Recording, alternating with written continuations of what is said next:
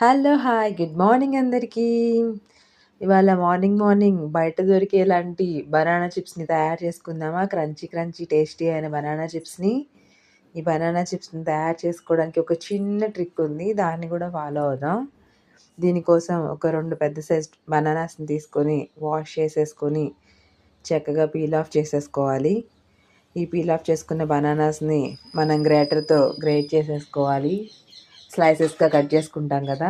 అలాగే చక్కగా స్లైసెస్‌గా కట్ చేసేసుకోవాలి. చేతులు జాగ్రత్త అండి. స్లైసెస్‌గా కట్ చేసుకునేటప్పుడు నేను ఫాస్ట్ ఫార్వర్డ్‌లో పెట్టాను. కొంచెం టైం పడుతుంది. స్లైసెస్‌లా చక్కగా కట్ చేసేసుకొని ఒక పక్కన ఉంచుకోవాలి. ఈ లోపల పొయ్యి మీద బాండీ పెట్టుకొని నూనె తీసుకోవాలి.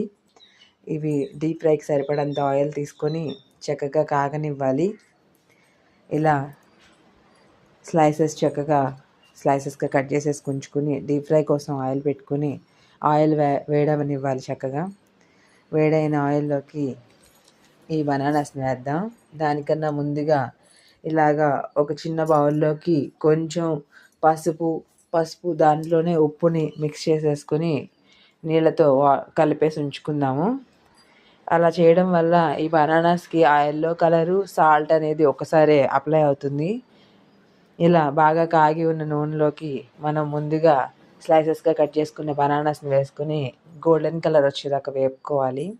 అవి వేగేటప్పుడే ఈ ముందుగా మనం తయారు చేసి ఉంచుకున్న ఈ పసుపు, ఉప్పుని నీళ్ళల్లో కలిపి ఉంచుకున్నాం కదా! దాన్ని ఒక్కొక్క స్పూన్ దానిలో యాడ్ చేసుకోవాలి. నూనెలో వేస్తే పేలుతుందేమో అలా అలా ఏమి ఉండదు. ఆ ఉప్పును పసుపు కలిపాం కదా! దాన్ని నీళ్ళల్లో ఒక్కొక్క స్పూన్ వేసేసుకోవాలి నూనెలో. చక్కగా యెల్లో అంతా దానికి పడుతుంది. యెల్లోనెస్ అండ్ సాల్ట్ కూడా ఆ ముక్కలకి పడుతుంది. విడిగా మనం సాల్ట్ యాడ్ చేయక్కర్లేదు ఇక. ట్రై చేయండి.